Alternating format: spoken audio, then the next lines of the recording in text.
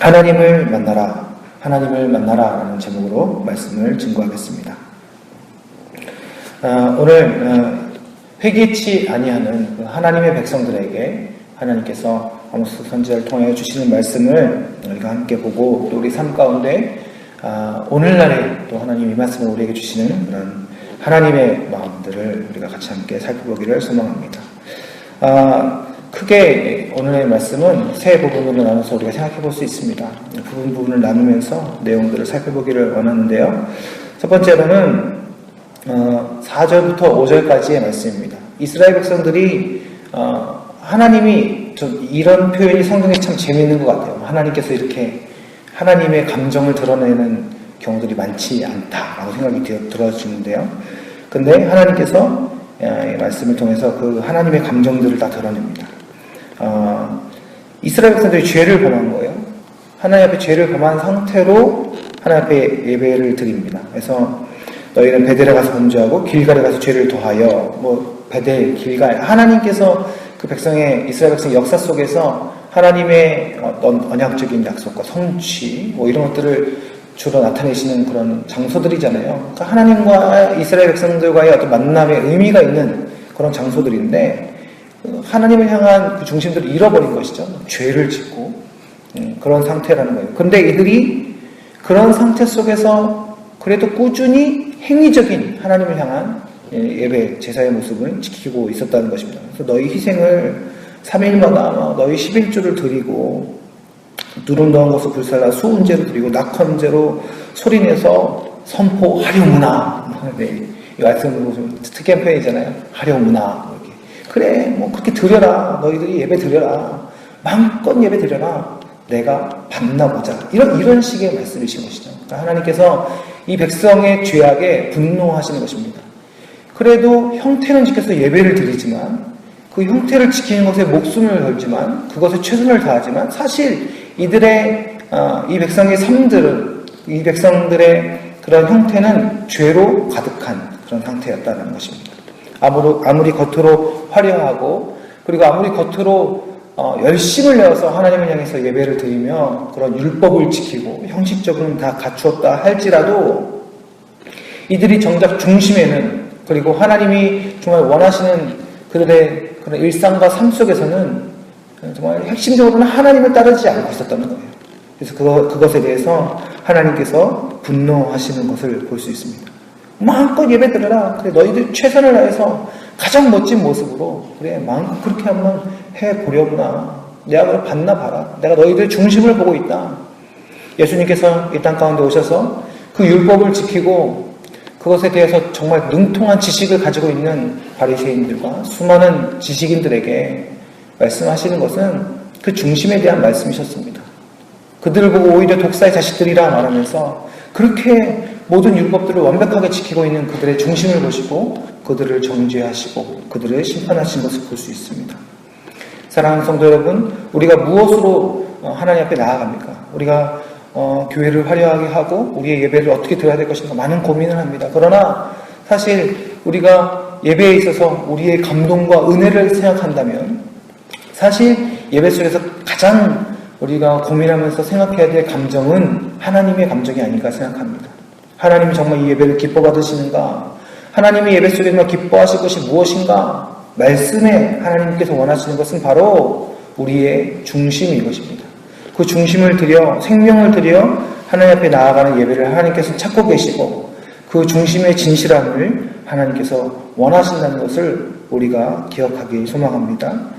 보면 하나님께서 이스라엘 백성들에게 끊임없이, 하나님께서 그 하나님의 백성들에게 끊임없이 일상의 삶 속에서, 모든 삶의 순간순간들 속에서 그들이 돌아오고 회개할 것을 끊임없이 촉구하셨음을 볼 수 있습니다. 6절부터 11절까지 보면요, 여러 가지 사건들이 그들의 삶 속에 있었어요. 내가 너희 모든 성읍에서, 6절을 보시면 너희의 이를 깨끗하게 하였다.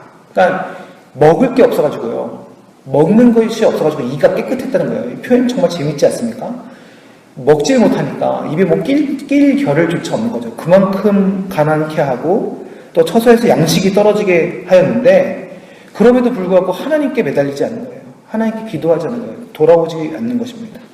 추수하기 석 달 전에 이 추수의 상황도 하나님께서 비도 내리지 않고, 또 디테일하게 설명을 하고 계신데, 모든 땅에 다 그런 게 아니고, 어느 성읍에는 또 안 오게 하고, 또 어느 성읍에는 오게 하고, 이게 이들의 일상적인 삶 속에서는 저 마을에는 비가 왔네. 여기는 왜 비가 안 와? 투덜투덜. 물이 없어. 목마르다. 가서 막 물을 막 구걸을 합니다. 마실 물조차 없는 거예요. 구걸을 합니다. 근데 막 물을 막 많이 안 주는 거죠. 나눠주질 않는 것입니다. 인간의 어떠한 강팍함을 또 느끼고 겨우겨우 목을 축이면서 또 그 내 목마름이 완전하지가 않은 거예요. 이런 불만족스러움, 여러 가지 삶의 어려움이 있습니다. 심지어는 10절에 보니까 애굽에서의 재앙처럼 전염병이 막 도지는 거예요. 그러면 전쟁 때문에 청년들이, 젊은이들이 막 죽어나가는 모습들을 보면서 막 하는 것이죠.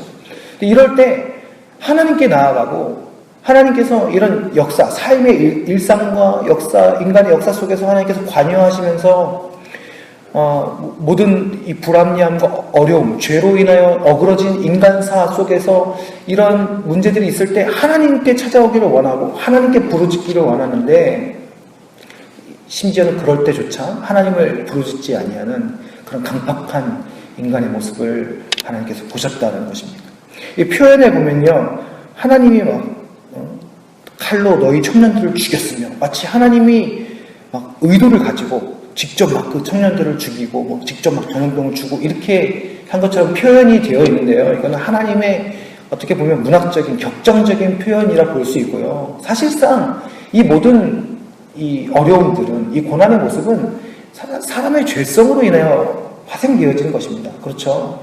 하나님이 막 우리를 일부러 막 죽이시고 일부러 괴롭히시고 그런 분이 아니고, 이 땅을 살아가는 동안에 우리가 이 땅에 약간 아직은 죄에 노출되어져 있는, 죄의 지배를 받는, 죄의 거짓에 속가 있는 이 땅의 시대 속에서 하나님께서 그것들을 열어놓으시고 허용해 놓으신 거죠. 아직은. 그러나 예수님께서 재림하실 때 완전한 새하늘과 새 땅, 약속하신 바 구원의 은혜를 완전히 이루어 주실 줄 믿습니다. 그래서 잠시 이 죄의 그러한 허용되어진 세상 속에 우리가 살아가고 있기 때문에, 이럴 때 이 고난 속에서 성도에게 주신 은혜는 무엇이냐면, 이 모든 것을 주관하시고 이 모든 것 위에 계신 하나님께 부르짖을 수 있는 은혜를 주셨는데, 너무나 마음이 강팍하고 그 심령이 우둔해서 하나님께 부르짖을 수 없는 그런 최악의 상황이라는 거예요. 이스라엘에서 하나님의 백성들을 선택하셔서 언약하시고 말씀하시고, 아브라함의 하나님, 이삭의 하나님, 야곱의 하나님, 그 요셉의 하나님, 모세의 하나님, 그 역사를 계속적으로 보여주시고 약속하신 바가 있는데, 그 언약과 은혜를 들었음에도 불구하고 이들은 이 고난 속에서 하나님을 부르짖지 않는 강팍함 속에 있는 거예요. 그래서 하나님이 그럼에도 불구하고 너희들은 나를 부르짖지 않았다. 그런데 어떻게 예배는 그렇게 잘 드렸나 몰라요. 어떻게 이렇게 형식은 잘 지켰나 몰라요. 그런데 중심에 그 하나님을 부르짖는, 최소한의 예배나 드리면서 형식은 지켰을지 몰라도 돌아서서 자기의 골방에 들어가고 자기의 삶에 들어가고 자기의 직장에 들어가고 자기 홀로 있을 때 정말 하나님을 찾는 삶의 진실함, 그 중심의 진실함은 이 백성들 가운데 없었다라는 것입니다. 하나님께서 그 백성들에게 이렇게 hir난하고 질책하실 때에 정말 이들을 멸하시기 위해서, 정말 이들을 파멸시키기 위해서 이러한 말씀을 하셨겠습니까? 하나님이 다시금 이 백성들에게 이러한 잘못들을 이야기하시면서 정말 이 백성들에게 하나님이 원하시는 것, 그리고 이 백성들이 어떻게 해야 될지를 설명해 주고 계십니다. 12절에 보십시오. 그러므로 이스라엘아, 내가 이와 같이 내게 행하리라. 내가 이것을 내게 행할 것이다. 똑같이 하나님께서 끊임없는 심판과 하나님의 어떤 그런 혼내실 것이죠. 가르침이 계속적으로 있을 것입니다. 교훈이 있을 것입니다. 그래서 이스라엘 백성들아, 너희들이, 하나님의 백성들이 무엇을 해야 되면 내 하나님 만나기를 준비하라. 진심으로 하나님 만나기를 소망하는 마음을 원하시는 거예요. 중심의 진실함으로 하나님을 소망하고 생명을 다해서 그 하나님을 만나기를 소망해야 된다는 것입니다. 13절 보시죠. 하나님이 어떤 분이신가? 그분을 알아야 되는 것입니다. 보라, 산들을 지으며 바람을 창조하며 자기 뜻을 사람에게 보이며 아침을 어둡게 하며 땅의 높은 데를 밟는 이는 그의 이름이 만군의 하나님 여호와시니라. 어저께 예전에 생각했던 교회에서의 어떤 청년을 한명 만나게 됐어요. 저녁을 먹으면서 이런저런 막 얘기를 하는데, 청년들을 이렇게 리더로 섬기면서 그 힘들어하는 지체들 중에 기특한 고민을 하는 지체들이 있는 거예요. 무슨 고민이냐면, 날마다 이 말씀을 읽어야 된다라는 부담감 속에 있는 그 동생들 때문에 여러 가지 상담을 해줬다는 거예요. 막 그거를 매일매일 읽어야 된다라는 부담감에서 벗어나라. 여러분, 성경은 매일 읽는 게 좋습니까? 가끔 읽는 게 좋습니까? 매일 읽는 게 좋죠. 기본은 그렇습니다. 그게 중요한데, 그게 의무가 되고 율법이 되고 매일매일 성경 읽어도 이 말씀처럼 하나님을 향한 중심의 진실함이 없으면 아무런 소용없는 거 아닙니까? 아무리 성경을 읽어도 책 읽는 거랑 보통 책 읽는 거랑 무슨 차이가 있겠습니까? 그러니까 막 이렇게 얘기했다는 거예요. 읽지 마라! 리더가 오히려 읽지 마라. 본인이 그런 경험이 있었다는 거예요. 성경을 오히려 막 이렇게 읽어야 된다라는 이 모태신앙이니까 부담이 막 있는데, 그냥 내려놓고 보니까 오히려 좀 포기하고 나서 보니까 자기가 하나님으로부터 절대 벗어날 수 없는 존재구나. 이걸 더 깨닫고 오히려 더 자유함 속에서 정말 나는 하나님을 벗어날 수 없구나. 이걸 깨닫고 나서 더 자유함 속에서 말씀을 읽게 됐다라는 거예요. 그런 형식에서 좀 벗어나게 됐다라는 거예요. 좀 자유하게 됐다라는 것입니다. 거기서 제가 한 가지 더 덧붙여서 얘기를 했어요. 이거 좀 어려울 수 있는데 이거 한번 잘 들어봐라. 한번 생각해봐라. 너가 그렇게 경험을 했다고 하니까 하나님으로부터 벗어나면서 내가 정말 하나님 떠날 수 없구나. 이걸 깨달았다고 하니까 이거 한번 생각해봐라. 이랬어요. 이 성경을 왜 읽어야 되는가? 우리가 하나님을 믿기 때문에 읽는다라는 것은 아주 신앙적인 고백이긴 하지만 그것도 잘 살펴보면 우리 중심적인 표현이라는 거예요.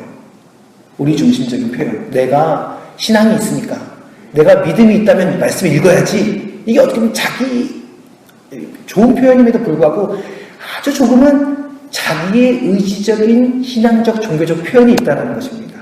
그렇죠? 내가 해야지 이런 게 있잖아요. 그런데 이거를 어떻게 하면 하나님 중심으로 표현할 수 있을까? 여러분, 이 성경을 왜 읽어야 될까요? 이 성경은요, 우주 만물을 지으신 위대하신 하나님께서 우리들에게 유일하게 남겨주신 메시지이기 때문에 그렇습니다. 뭔 똑같은 말을 저렇게 하고 있나 싶습니까? 네. 하나님 너무 위대하신 분인 거예요. 너무 크신 분이에요. 이 하나님께서 남겨주신 책이기 때문에 우리는 이것을 읽어야 되는 것입니다. 좀 포인트가 다릅니다. 내가 하나님을 향한 신앙이 있고 그 신앙적인 모습은 말씀을 읽는 모습이니까 성경을 읽는다. 이거랑 이 크신 하나님이 계신데 우주의 주인이신 하나님이 우리들한테 책을 하나 편지를 하나 탁 써주신 거예요. 그러니까 이거 써주신 분이 그 크신 분이시구나. 이걸 인식하면서 그 말씀을 읽게 되는 것입니다. 예를 들어보면 예를 들어서 부모님이 어머니가 마지막 편지를 쓰고 예를 들어 돌아가셨어요. 죄송합니다. 안 좋은 일을 들어서 돌아가셨는데 어머니가 너무 그리운 거예요. 어머니 너무 사랑하고 뒤늦게 아들이 깨달아가지고 어머니 보고 싶습니다 이러면서 딱 이제 어머니가 주신 그 편지가 딱 있어요. 어머니가 그리울 때, 어머니의 존재가 너무 그리울 때, 어머니가 인식되어질 때 그 편지를 읽겠습니까? 안 읽겠습니까? 네? 이 어머니의 편지를 내가 읽으면은 내가 어머니를 사랑한다는 모습이야. 이걸 사람들에게 보여줄 수 있어. 어머니를 사랑한다면 응당 이 편지를 읽어야지. 이러면서 읽는 게 아니라 어머니가 그리워서 그 어머니의 존재 때문에 이 어머니가 남기신 것을 읽게 되는 거예요. 차이점을 아시겠습니까? 하나님이 너무 크신 하나님이 그 놀라우신 하나님이 우주 만물의 주인이신 하나님이 내가 그 크신 하나님을 인식할 때 어떻게 이 하나님께 영광을 돌릴 수 있고 내가 어떻게 이 하나님을 만날 수 있고 내가 어떻게 이 하나님을 사랑할 수 있을까 생각을 하다가 그 하나님이 남겨주신 성경 그에 하나님의 흔적이 있지 하나님의 말씀이 있지 이러면서 그 하나님 때문에 이 말씀을 펴게 되는 것입니다. 비슷해 보이지만 차이가 있습니다. 하나님의 크심 때문에 말씀을 읽기 시작하는 것이죠. 하나님의 크심 때문에 기도하기 시작하는 것입니다. 하나님의 크심 때문에 예배하기 시작하는 것이고 하나님의 놀라우심 때문에 내가 이 고난에 대하여 하나님께 상의하기 시작하는 것입니다. 여러분, 오늘 말씀이 그 말씀입니다. 하나님을 알라. 하나님을 만나라. 여호와를 만나고 여호와를 만날 준비를 하고 여호와 하나님을 알 때에 이들의 예배가 진실한 예배로 서게 될 것입니다. 하나님을 알게 될 때에 우리의 고난의 신비를 우리가 깨닫게 되어질 것입니다. 하나님을 알게 되어질 때에 우리가 우리의 모든 삶의 고민에서 하나님 중심적인 삶으로 우리의 삶을 해석하기 시작한다라는 것입니다. 그러므로 하나님을 만나는 것이 중요합니다. 그러므로 하나님을 경험하는 것이 중요합니다. 그렇기 위해서 또 말씀을 읽고, 그렇기 위해서 또 예배를 드리고, 그렇기 위해서 또 기도를 하며, 그렇기 위해서 또 고난 속에 하나님의 흔적들을 찾기 위하여 우리가 신앙의 촉을 세워야 하는 것입니다. 우리의 다음 세대를 보면서 그런 생각을 해봅니다. 때로는 우리가 어떤 훈련을 받고 때로는 예배를 좀 더 많이 드리면 하나님을 만날 수 있을 거야. 우리가 그렇게 생각할 때가 많이 있죠. 하지만 말씀을 읽다 보면 하나님의 사람들의 삶을 보면서 하나님께서는 어느 부분에서 그들의 삶 속에서 많이 말씀하시고 이야기하셨던 것을 볼 수가 있습니다. 우리가 살아가면서 정말 하나님을 깊이 경험하고 하나님을 만날 수 있는 생명 드리는 기도 몇 번 할 수 있을까요? 우리가 정말 하나님을 우리의 인생 속에서 몇 번 깊이 경험할 수 있을까요? 정말 그 한 사람의 인생 속에서 하나님을 만나는 그 순간을 우리가 몇 번을 예측할 수 있을까요? 그래서 우리 청년들을 대하면서 또 우리 더 어린 한 세대들을 대하면서 그 순간순간에 대한 인식과 그런 묵상들이 필요하지 않은가 생각해 봅니다. 제가 흔히 학원신앙이라고 얘기하거든요. 보내놓고 나면 믿음이 자라겠지 생각하는 거 학원신앙입니다. 학원신앙. 보내놓고 수학학원 보내면 제 수학 잘하겠지, 영어학원 보내면 영어 잘하겠지. 여러분, 사실 정말 잘하는 애들은 안 보내도 잘합니다. 그렇죠? 근데 신앙마저 우리가 학원신앙처럼 생각할 수 있다는 것이죠. 사랑하는 성도 여러분, 오늘 우리가 혹시나 우리의 중심을 배제하고 외적인 것으로 우리가 큐티했으니까, 우리가 오늘 새벽기도 드렸으니까 하나님께서 은혜 주실 거야, 만나 주실 거야. 여러분, 그렇게 우리가 혹시나 형식적으로만 생각하는 것은 아닌가, 우리 자신을 돌아보길 소망합니다. 하나님이 원하시는 것은 하나님이 어떠한 분인지를 알기 원하시는 것입니다. 오늘 예배를 통해서 우리가 하나님을 알았다면 여러분, 그것은 우리가 하나님의 뜻을 깨닫게 될 것입니다. 여러분, 오늘 우리가 삶을 살아가면서 하나님께서 지금 이스라엘 백성들 가운데 역사하셨던 것처럼 우리의 삶의 고난과 우리의 삶의 일상과 순간순간을 통하여서 하나님을 알게 되고 하나님을 볼 수 있었다면 여러분, 우리는 그러한 하나님의 뜻을 이루게 된 것입니다. 오늘 하루를 살아가면서 매 순간순간마다 하나님이 어떠한 분이신지를 묵상하기를 소망합니다. 길을 걸어가면서 이 길을 만드시고 걷게 하신 하나님을 만나시길 소망합니다. 직장에서, 가정에서, 우리가 처해 있는 곳에서 만나는 사람들을 통하여서 우리가 하나님이 이 사람들을 만나게 하시는 이 순간, 이 대화하게 하시는 그 순간순간을 묵상하시길 소망합니다. 그 사이사이에 계시는 하나님을 우리가 만나게 되어질 때에 그 하나님의 뜻을 이루며 하나님을 경험케 되어지는 은혜를 누리게 되는 줄 믿습니다. 하나님께서 부르신 백성으로서 하나님을 만나는 은혜의 삶을 사시기를 주님의 이름으로 간절히 축원합니다. 기도하겠습니다. 살아계신 아버지 하나님, 이스라엘 백성들에게, 하나님의 백성들에게 하나님께서 분노하셨던 것은 그들이 하나님을 만나지 못했을 때입니다. 아무리 예배를 드리고 아무리 부르짖는 모습이 있었다 할지라도 그들의 중심에는 죄가 끊이지 않으며 하나님을 향한 진실함이 없었습니다. 살아계신 아버지 하나님, 우리 안에 그 중심의 진실함을 허락하여 주시옵소서. 하나님을 찾는 그런 은혜의 마음들을 주님께서 허락하여 주시옵소서. 그리하여 하나님을 만나고 하나님의 높으심을 깨닫는 그런 믿음의 삶이 될 수 있도록 인도하여 주시고, 그것만으로도 얼마나 큰 하나님을 향한 영광인지를 우리가 기억하며 삶을 살 수 있도록 인도하여 주시옵소서. 오늘 우리의 삶 가운데 그렇게 역사하시는 아버지 하나님을 만나는 삶이 될 수 있도록 주님께서 우리에게 은혜를 베풀어 주시옵소서. 주님께서 우리가 내 역사해 주실 줄 믿사오며 우리 주 예수 그리스도의 이름으로 간절히 기도드립니다. 아멘.